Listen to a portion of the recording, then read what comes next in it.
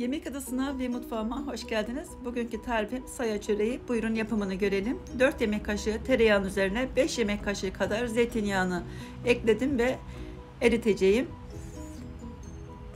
1 su bardağı süt, 1 yemek kaşığı üzüm sirkesi, 1 tatlı kaşığı tuz, 1 adet yumurtanın akı, 1 yemek kaşığı dolusu yoğurt, 1 yemek kaşığı kadar zeytinyağı. Yumurtanın akını içine kullandım. Sarısını üzeri için ayırdım. 4 su bardağı unun üzerine bu karışımı aldım. Kullanmış olduğum bardak ölçüleri 200 milimlik. 1 paket kabartma tozu ekledim. Güzelce önce kaşıkla toparlıyorum.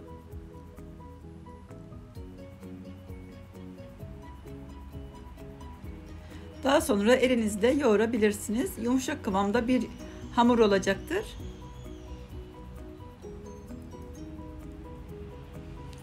İsterseniz tezgahın üzerinde daha güzel, güçlü bir şekilde yoğurabilirsiniz.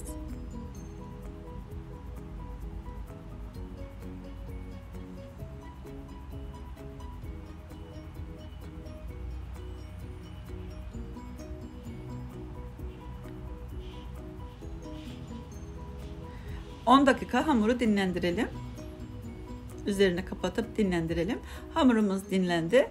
Şimdi bezelere ayırabiliriz.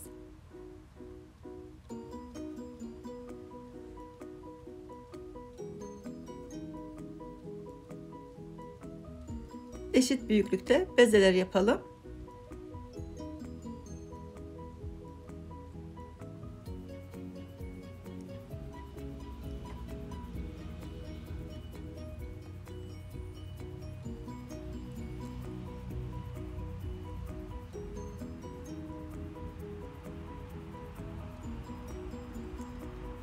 Merdane ile küçük bir pasta tabağı büyüklüğünde açalım. Açtığımız hamurları bir tepsinin içine bırakalım. Üzerine eritmiş olduğumuz tereyağlı karışımı güzelce sürelim.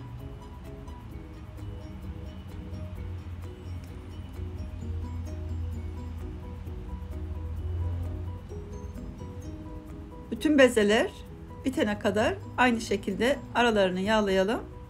Bu şekilde hazırlayalım.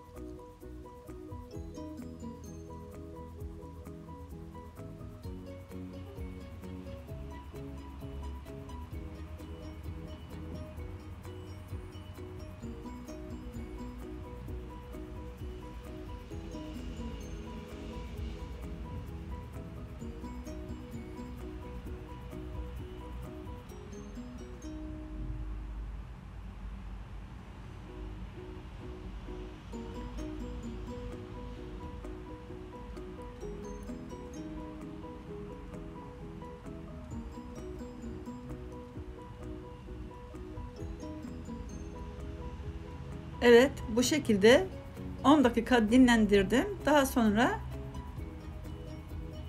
bir merdane yardımıyla açalım.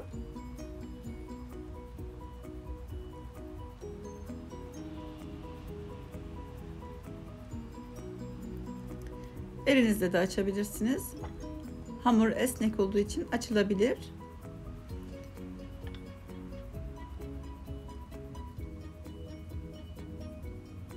Araları yağlı olduğu için kat kat olacaktır. Birbirine yapışmayacaktır. Tel tel ayrılacaktır.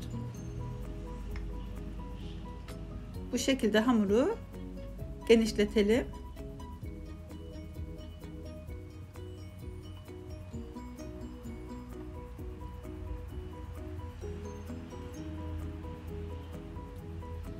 Kalan yağı da üzerine sürebilirsiniz. Tepside kalan yağı. Her tarafına güzelce yağı sürelim.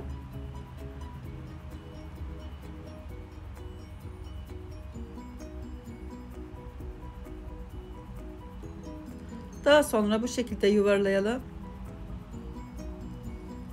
Çok sıkı olmayacak şekilde yuvarladım. Bu şekilde şekil verelim. Sardım. Şimdi bunu buzdolabında 1 saat dinlendirebilirsiniz. Dilerseniz de sabahleyin pişirebilirsiniz. Buzdolabında bekletip ertesi gün pişirebilirsiniz. Hamur dinlendi. Şimdi yağlı kağıdın üzerine alıyorum.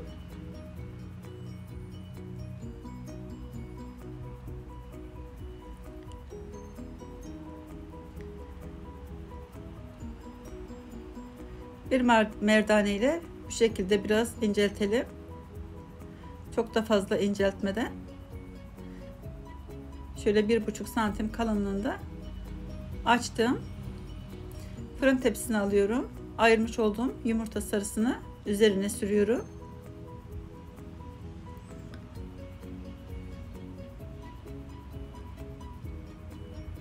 Bir çatalla bu şekilde çizelim.